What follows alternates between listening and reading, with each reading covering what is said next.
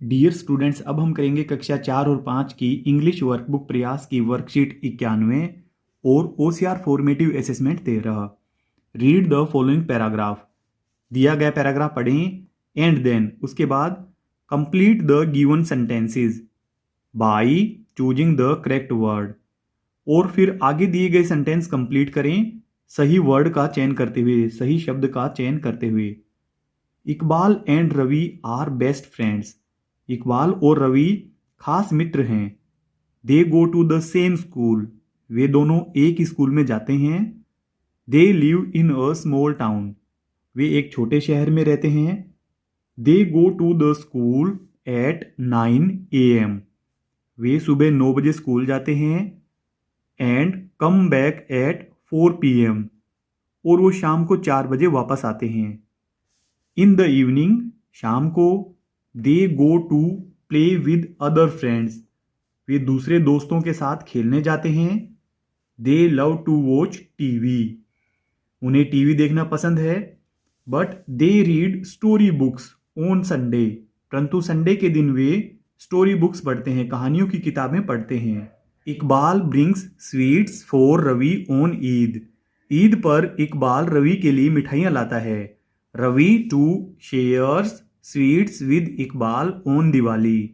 और रवि भी दिवाली पर इकबाल के साथ मिठाइयाँ शेयर करता है।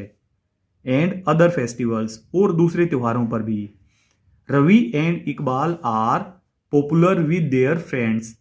रवि और इकबाल दोनों अपने दोस्तों में मशहूर हैं। They are also liked by the teachers. वे दोनों टीचर के द्वारा भी पसंद किए जाते हैं। I come to school. मैं स्कूल आता हूँ एट 10 o'clock एवरी डे। रोजाना 10 बजे।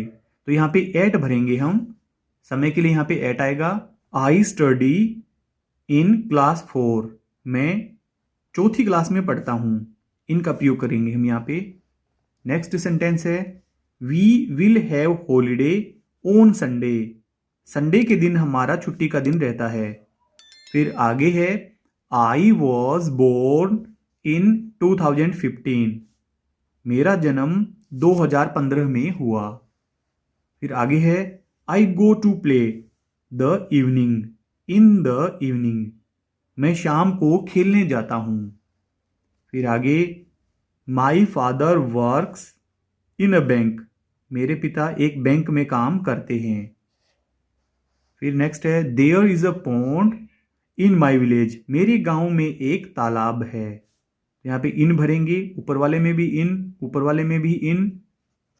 फिर लास्ट वाला है I will be there at 3 o'clock। मैं 3 बजे वहां पर मिलूंगा। एट भरेंगे हम यहाँ पर। आगे OCR formative assessment 13। OCR formative assessment 13 में है फर्स्ट वाला question I am the fastest animal on earth. मैं पृथ्वी पर सबसे तेज जानवर हूं, इनकी तेज दौड़ने वाला। I live in the jungle. मैं जंगल में रहता हूं। And I eat other animals. और मैं दूसरे जानवरों को खाता हूं। तो चीता है ये।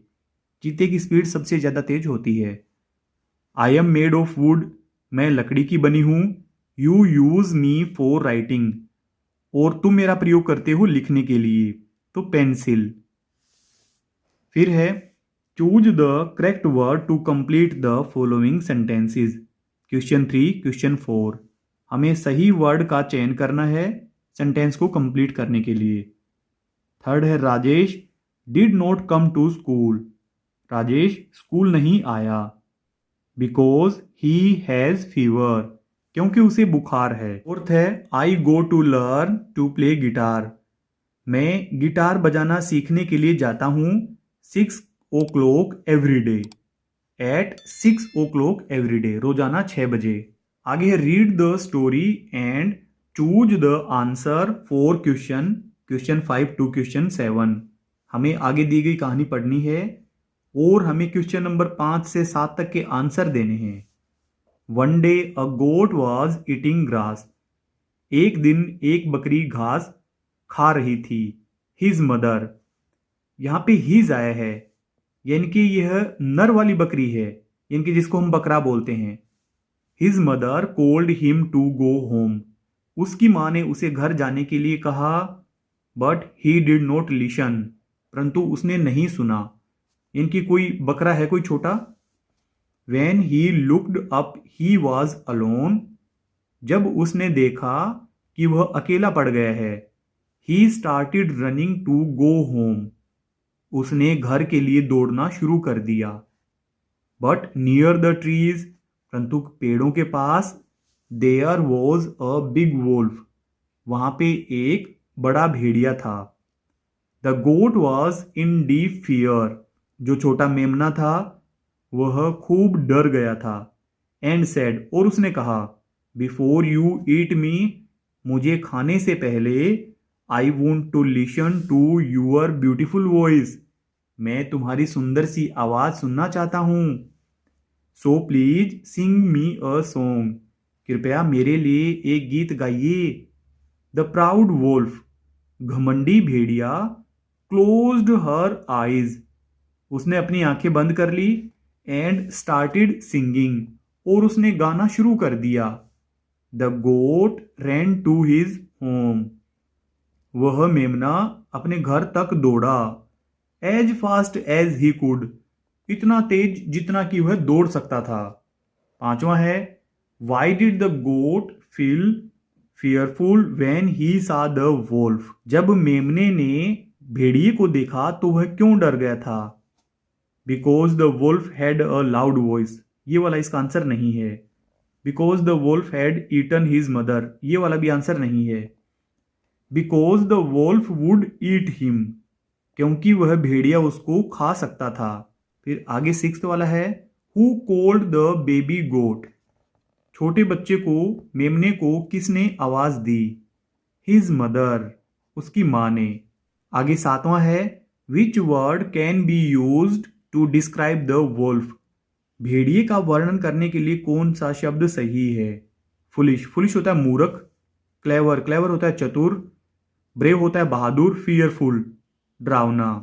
तो ये फुलिश आएगा, वो मूर्ख था क्योंकि वो अपनी झूठी तारीफें सुनकर और उसने आंखें बंद करके गाना शुरू कर दिया और फिर वह छोटा सा मेमना भाग गया था, इसलिए वह मूर्ख था। आठवां, choose the letters that can be used to complete all two words, हमें उन लेटर्स को सिलेक्ट करना है जो कि दिए गए दोनों शब्दों को पूरा कर सकें। क्लाउड, और ये बनेगा रफ, तो ये वाला फर्स्ट वाला सही है, तो ये बनेगा क्लाउड और ये बनेगा रफ। क्लाउड होता है बादल, रफ होता है खुरदुरा। नवा है, choose the letters that can be used to complete both the words, हमें उन लेटर्स को सिलेक्ट करना है जो दिए गए दोनों शब्दों को कंप्लीट कर सकें। तो ये बनेगा नीट, ये पीछे वाला राइट होगा। नीट, नीट होता है साफ सुथरा। और क्लेवर, क्लियर, ये बनेगा क्लियर, क्लियर होता है साफ। फिर लास्ट वाला है, choose the word to complete the sentence, वाक्य को पूरा करने के लिए सही शब्द चुने। इट वॉज कोल्ड, ठंड थी। सो आई शट द विंडोज, इसलिए मैंने खिड़की बंद कर दी। डियर स्टूडेंट्स, आपके प्यारे प्यारे कमेंट्स का हमें इंतजार रहता है। अगर आपके कोई सवाल या सुझाव हैं तो आप कमेंट करें, हम आपको जरूर रिप्लाई करेंगे। इस वीडियो के डिस्क्रिप्शन में मिलेगा आपको हिंदी, गणित और अंग्रेजी वर्कबुक का लिंक पर क्लिक करके आप पूरी वर्कबुक की वीडियो एक साथ देख सकते हैं। अगर आपको हमारी वीडियो अच्छी लगती है तो चैनल को सब्सक्राइब जरूर कर लें। Thank you.